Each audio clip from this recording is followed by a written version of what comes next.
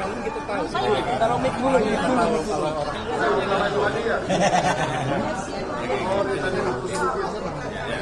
Oke, tadi nih agak tengah sini, coba melihat ikon bulu. Make ikonik ini. Oh, kenapa ini kok nggak bisa? Oke, assalamualaikum warahmatullahi wabarakatuh. Terima kasih kepada rekan-rekan media yang sudah memenuhi undangan kami. Yang pertama yang kami ingin sampaikan bahwa kehadiran kami di sini sebenarnya merespon apa yang sudah dilakukan oleh Saudara Joko Widodo dan sejumlah pendukungnya. Pertama pada tanggal 26 September yang lalu, melalui DPP Partai Solidaritas Indonesia atau PSI, Ketua DPP-nya Ahmad Ali menyatakan meminta kepada Presiden Republik Indonesia untuk terlibat dalam kemelut kasus ijazah palsu Saudara Joko Widodo, termasuk kasus ijazah SMA Saudara Gibran Rakabuming Raka. Dan kemudian pada tanggal 2 Oktober 2025 yang lalu kita ketahui kubu Joko Widodo yang juga mencatut nama pendukung Prabowo Gibran dengan pro Jokowi, juga Jokowi Mania, mengadakan konferensi pers yang salah satu tuntutannya adalah menuntut klien kami, Pak Roy Suryo dan yang lainnya untuk segera ditetapkan menjadi tersangka.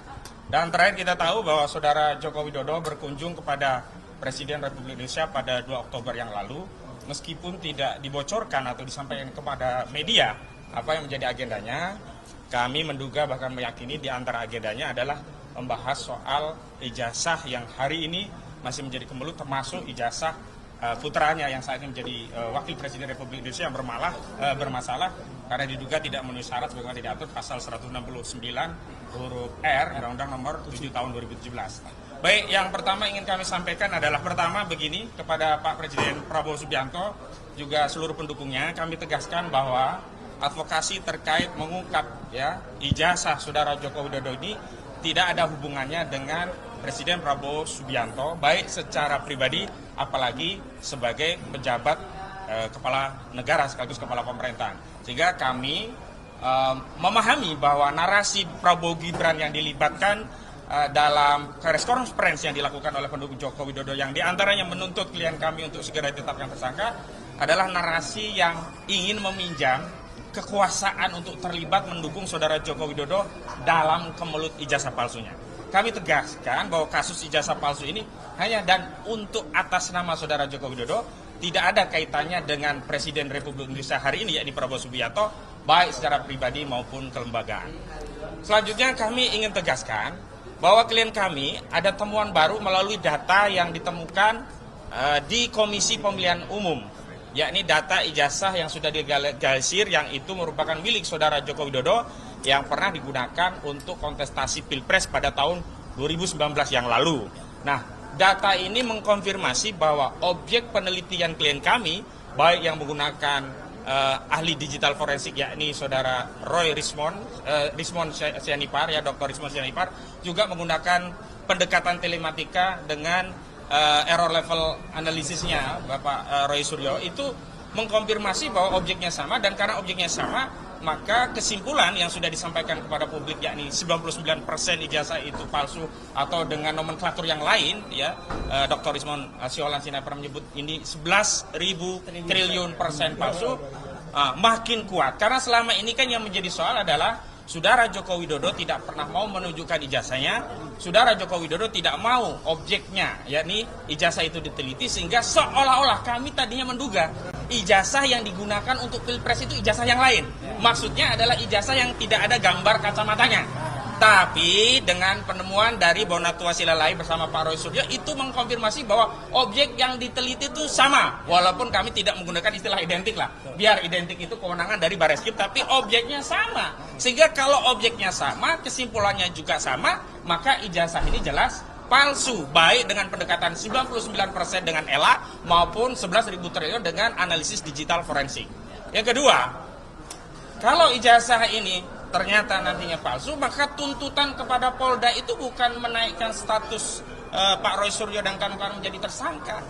Justru konstruksi hukumnya, tuduhan pencemaran nama baik 310 KUHP dan juga tuduhan fitnah 311 KUHP yang dianggap itu terjadi karena objek ijazahnya itu disebut palsu, itu gugur atau harus dihentikan, atau bahasa hukumnya di SP3.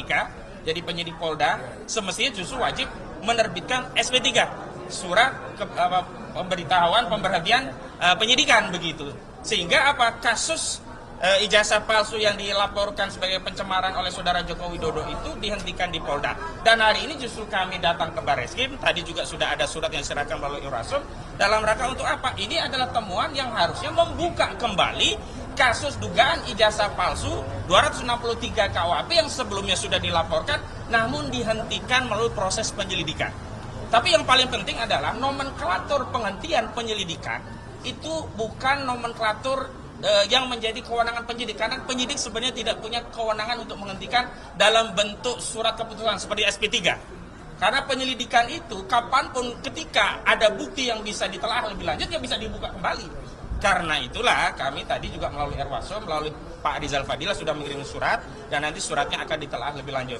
Selanjutnya kami juga ingin menegaskan, semestinya kalau memang negara ini, bangsa kita dididik secara intelektual, semestinya narasi intelektual yang disampaikan oleh Dr. Rismond, Dr. Suryo dan kawan-kawan ini dijawab secara intelektual, bukan dengan statement yang bernada peyoratif. Misalnya kami menggunakan nomenklatur RRT, Roy Suryo, Rismond, dan Fauzia Tiasuma. Tiba-tiba disebut teroris. Ini benar-benar tidak bermoral begitu loh. Memang benar kalau mereka merasa diteror dengan kasus ijazah palsu ini, sederhana dijawab dengan meminta kepada Presiden Joko Widodo, Presiden ke-7 Republik Indonesia, untuk menunjukkan ijazah itu. Sebenarnya yang membuat teror, yang memecah belah adalah keengganan saudara Joko Widodo untuk menunjukkan ijazahnya. Mulanya kami tidak tahu motifnya apa, kenapa tidak segera ditunjukkan, padahal itu sederhana. Tetapi setelah ada temuan di KPU, ternyata objeknya sama yang sebelumnya. Sandi dari PSI itu mengatakan itu bukan diperoleh dari Presiden Joko Widodo yang Presiden ke-7 ini. Kami anggap tadinya ada produk lain. Tapi kalau ternyata produknya sama, wajar kemudian saudara Joko Widodo enggan atau tidak mau menunjukkan ijazah yang sudah dikualifikasi palsu melalui penelitian. Dan saya juga ingin tegaskan demikian. Intervensi daripada masyarakat kepada institusi kepolisian itulah yang menjadi masalah di negeri ini. Karena itu tidak layak orang-orang yang mengaku pendukung Jokowi ini mengintervensi Polda untuk meminta-minta klien kami untuk dinaikkan tersangka. Justru sebaliknya hari ini Polda semestinya menghentikan penyidikan di Polda dan Barreskrim justru harus membuka kembali penyelidikan dugaan ijazah palsu melalui pasal 263 KUHP. Kenapa demikian? Karena mereka yang konferensi pers pada tanggal 2 Oktober yang lalu itu tidak punya legal standing. Statement tentang minta untuk naik status tersangka pada kasus pencemaran setidak-tidaknya baru bernilai kalau itu disampaikan langsung saudara Joko Widodo karena dia selaku pelapornya yang merasa dicemarkan, direndahkan serendah-rendahnya, dihinakan seindah-indahnya, bukan gerombolan mereka yang kemarin kompres begitu. Atau setidaknya kuasa hukum, dan kami komunikasi baik dengan kuasa hukum saudara Joko Widodo relatif elegan, tidak mengambil porsi yang bukan porsinya. Ini siapa mereka-mereka ini? Tapi karena mereka sudah berstatement di depan publik, bahkan terakhir mau demo dengan paket bikini, nah kami perlu merespon itu agar tidak dianggap kalau kami diam dianggap pembenaran atau persetujuan terhadap konferensi pers mereka. Dan terakhir, kami menghimbau kepada Bapak Presiden Prabowo Subianto yang sebelumnya juga pada tanggal 4 dikunjungi oleh saudara Joko Widodo. Bapak, kami memang butuh negara hadir. Tetapi kehadiran negara bukan mendamaikan kebatilan dengan kebenaran. Bukan kemudian diminta berkompromi bahwa ini ijazah palsu anggap saja asli. Tidak. Tapi jika ingin membantu rakyat ini, tolong mintakan kepada Presiden ke-7 Republik Indonesia, saudara Joko Widodo, untuk menunjukkan ijazahnya. Kalau memang ijazah itu asli, maka polemik ini bisa segera diakhiri dan warga negara ini bisa kembali rukun. Tapi problemnya adalah jangan sampai hasil penelitian yang punya kajian, punya basis saintis ini kemudian dipaksa berkompromi untuk menerima bahwa ijazah yang palsu itu dianggap asli dan diminta kita menghentikan perdebatan ini. Ya nggak mau, kita nggak terima.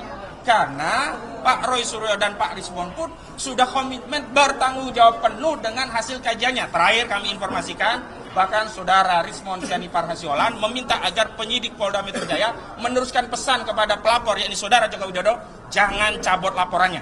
karena effort yang sudah dikeluarkan untuk meneliti ijazah dan kemudian sampai pada kesimpulan ijazah itu palsu, jangan sampai dihentikan, tidak sampai ke pengadilan. Tetapi kami sebagai kuasa hukum, harusnya penelitian itu diproses melalui proses yang ada di Barreskrim dan tetap masuk ke pengadilan. Itu dari saya selaku koordinator. Selanjutnya kami minta Bang Rizal Fadilah untuk menyampaikan surat yang barusan disampaikan ke Irwasum.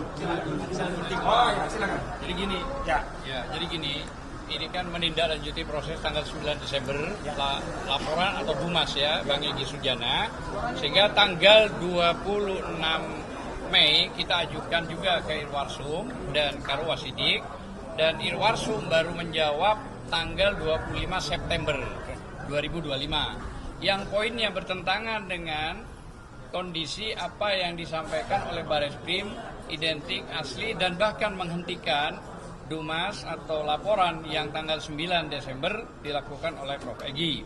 Nah, bertentangannya apa? Irwarsum akan mengevaluasi laporan tersebut, kan bingung di satu wadah, satu tempat begitu. Nah, akhirnya hari ini tanggal 6 ini disampaikan oleh Bang Rizal Fadilah, menyampaikan kepada Irwarsum, isinya monggo sampaikan. Silakan. Ya, Bang Rizal. Ya. Assalamualaikum warahmatullahi wabarakatuh. Salam. Surat itu menyangkut tentang juga temuan akhir dari Pak Roy Suryo ya, berkaitan dengan masalah bahwa ijazah yang selama ini disembunyikan oleh Joko Widodo dan juga dibantu oleh pihak kepolisian itu bisa kita yakini itu palsu. Gitu. Saya kira surat Irwasum itu sebetulnya merespon temuan itu yang kemudian kita kaitkan dengan apa yang sudah terdahulu dilakukan penghentian penyelidikan yang seharusnya dengan surat ini kita minta penyelidikan jalan lagi. Gitu, Yang di Barreskrim ini yang ya? di Barreskrim. Saya kira itu memang yang kita adukan adalah Joko Widodo. Maka Joko Widodo yang harus diproses dengan temuan baru tentang KPU memberikan informasi atau data itu. Nanti Pak Roy yang tentu akan lebih detail untuk itu. Tapi maksudnya bahwa agar ada satu kebersamaan antara proses yang lalu dengan proses yang sekarang berjalan lagi. Jadi intinya Barreskrim membuka kembali gitu kan kasus yang sudah disebut dihentikan oleh Dirtipidum ya, Pak Brigjen Johandani Rahardjopuro yang kita juga sudah adukan melakukan tindak pidana obstruction of justice. Saya kira itu juga harus terus diproses. Gitu. Saya kira dengan adanya surat Irwasum terakhir 25 September membuat surat Irwasum yang menyatakan bahwa surat yang lalu masih diproses dan sudah keluar surat Kapolri untuk yang nanti jawaban detailnya disampaikan kepada kita semua. Jadi itu.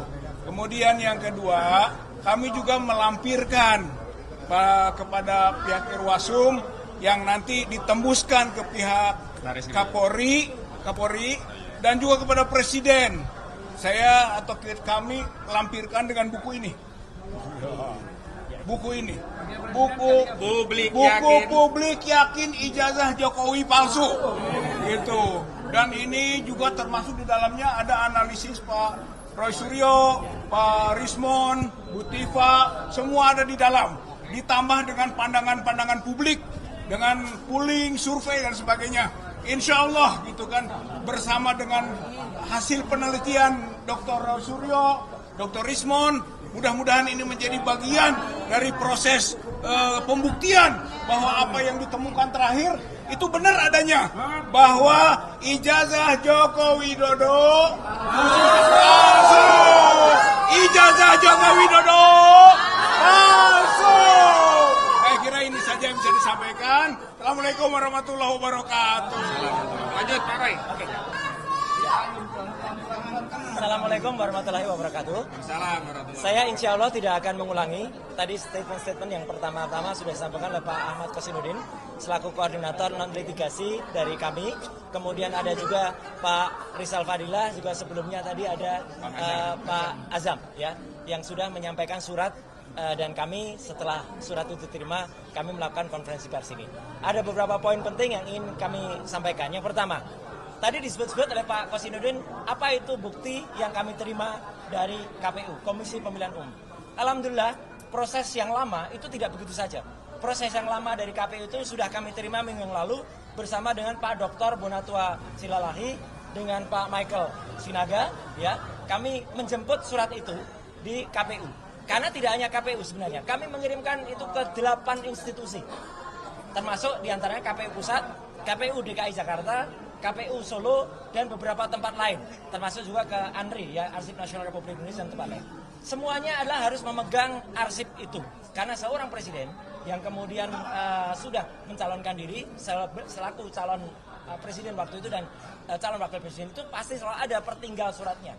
Tidak mungkin tidak ada. Dan analisis kami adalah menggunakan analisis yang sudah pernah digunakan, penampakan itu ketika pertama kali ditunjukkan oleh Dr. Sigit Sunarta tahun 2022 di kampus Unas Gadjah Mada. Yang terakhir lucunya, oleh Rektor UGM tidak berani ditampilkan lagi. Padahal itu penampilan pertama.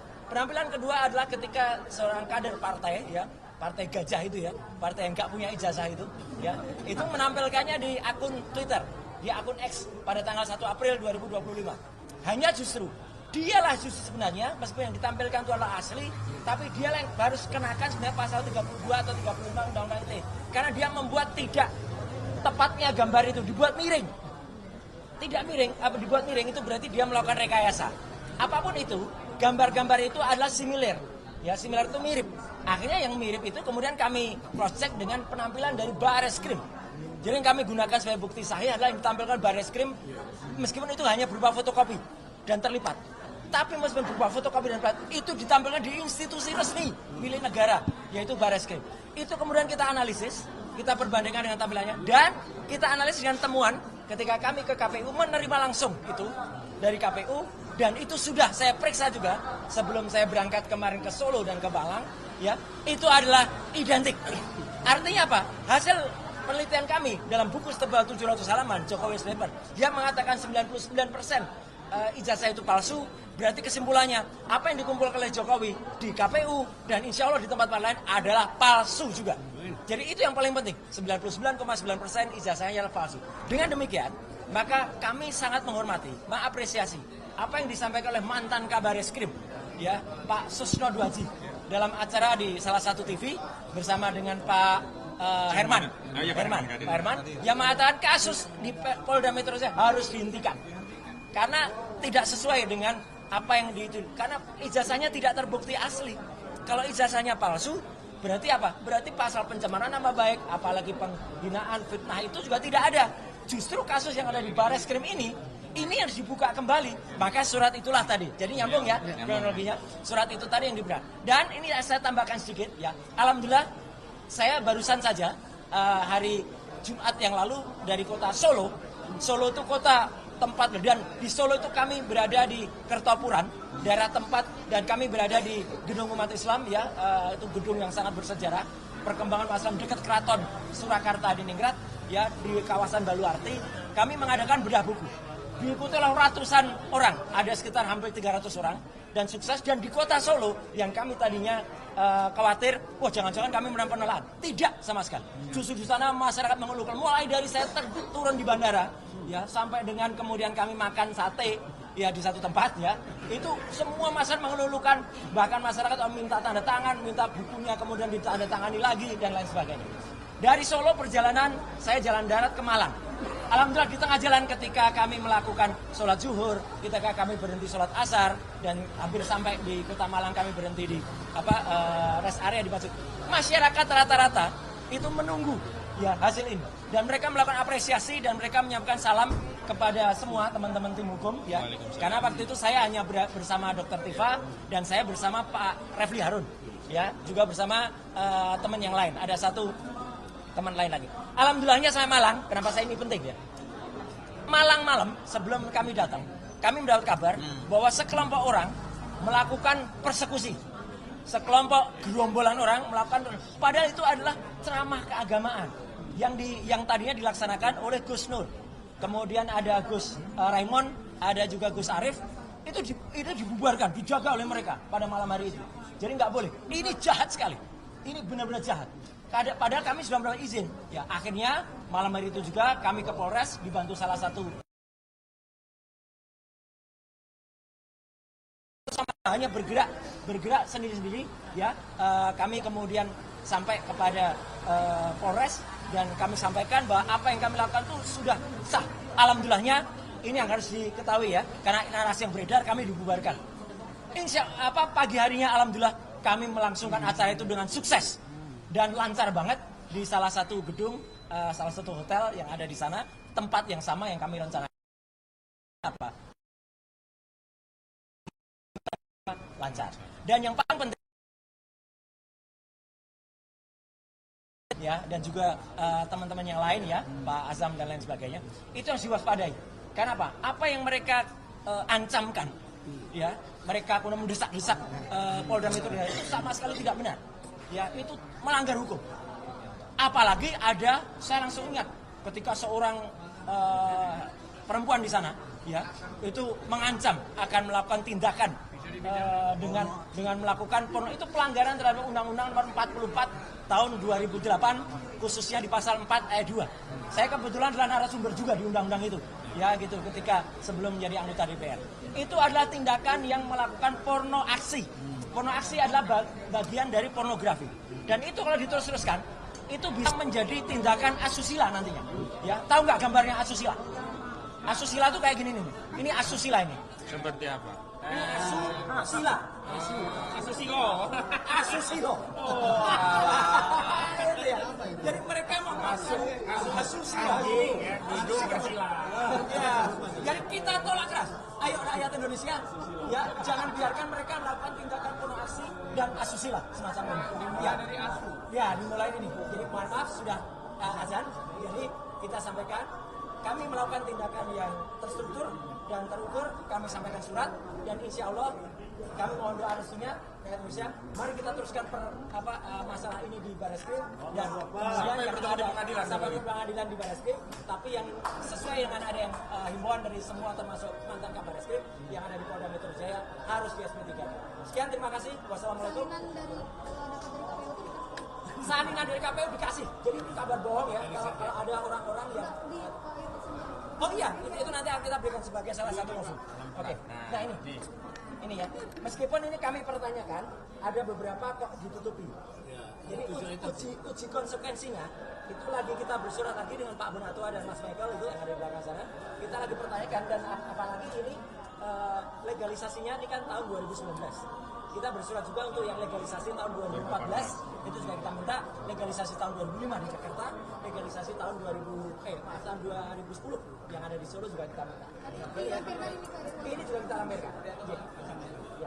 Oke, saya kira itu dari saya. Kalau ada sekarang Bang Medi dulu. Nah, Bang Medi, Bang Jagir. Bang Jagir dulu atau Bang Medi?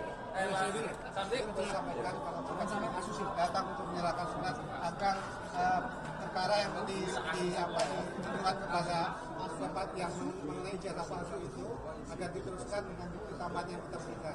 Kemudian sesuai juga tadi saya nggak akan ulang lagi kalau yang di Polda Metro Jaya ada juga sangat itu sama sekali ada dicabut. Jadi kuasa hukum di seberang sana maksa untuk mentersangkakan agar memahami karena tidak ada dasarnya untuk meminta meningkatkan perkara seorang. Sekian dari saya, terima kasih. Bang Jagir. Bang Jagir.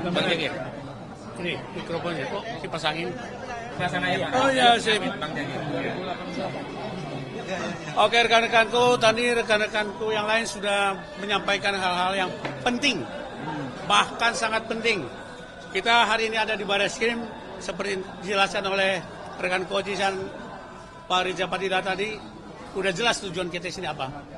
Hanya saya mau menambahkan, untuk yang di Polda Metro Jaya itu ada pihak-pihak, saya sebutlah termul itu, mengadakan podcast atau konversi itu mengatakan bahwa cenderung mereka melangkahi hukum, saya katakan, melangkahi hukum.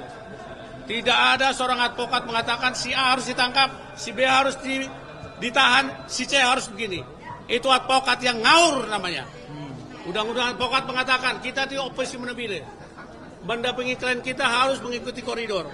Jangan lupa di Polda Metro Jaya itu laporan dari pihak Pak Jokowi itu 30 April 2005. Betul? Baru berapa bulan? Banyak perkara tahunan di Polda Metro Jaya tidak berjalan. Tidak mungkin ini tiba-tiba berjalan lebih cepat. Semua sama di depan hukum. Oleh sebab itu rekan-rekan dari sana, baik yang namanya termula atau siapapun itu, jangan mendahului hukum yang berlaku ya. Kehormati sesama hukum. Apalagi Anda, saya ketahui tidak punya legal standing. Ini info A1. Tidak boleh mengatasnamakan seseorang siapapun itu di bangsa ini dan bicara di konferensi pers dan terbuka seperti itu. Advokat kita dilindungi oleh undang-undang advokat, officium nebile, profesi kita hormat. Oke, sebab itu sekali lagi saya tekankan, siapapun yang mengadakan konferensi pers tentang hal Polda Metro Jaya harus berkaca kepada undang-undang. Laporan itu baru masuk tanggal 30 April 2005. Sekarang baru berapa bulan? Perkara saya ada 5 di Polda Metro Jaya, 2 tahun nggak mandek. Ini sekaligus juga sesuai dengan misi Pak Roy Suryo dan Rismon dan Tipa. Polri ini memang perlu dievaluasi sekaligus. Ini kita ada di Bareskrim ini sekaligus reformasi penanganan perkara-perkara yang ada di kepolisian. Jadi program kita ini program berkesinambungan, bukan hanya untuk TPBU, TPUA, bukan di Polda, tapi semua kinerja Polri sekaligus kita amanahkan di sini. Ada Mas Roy soalnya di belakang saya juga, hanya Bang Rismon ada, nggak tahu di mana, di kampungnya barangkali. Tapi mendengar itu. Apa ini pesan untuk Pak Mahfud MD, Ketua Reformasi? Ya sekaligus, Ketua Reformasi Pak Mahfud MD dengarkan. Katanya Polri, kepolisian mau direformasi, monggo, kita senang sekali. Jadi tidak ada perkara yang 2 tahun mandek di Kamlek juga. Gitu. Saya kira begitu dari saya ya, penegasannya aja saya. Penegasan saya hari ini, mungkin ada yang mau tambahkan, monggo. Ada yang lupa, sedikit aja, sedikit. Maaf ya, sedikit aja. Jadi ada 2 istilah yang penting yang juga ini silahkan dicatat hari ini. Jadi kemarin kita mengapresiasi juga ya sebuah kejadian, tapi sebenarnya kita pertanyakan itu tujuannya apa? Karena ada gerakan namanya MBG. MBG dilakukan oleh Abu Bakar Basir. MBG itu menasehati bapaknya Gibran. Ya, MBG itu menasehati bapaknya Gibran. Ya, ini dia dinasehati dan harus bertobat. Yang kedua adalah kita menolak keras apa yang tadi mau diancamkan asusila ini ya.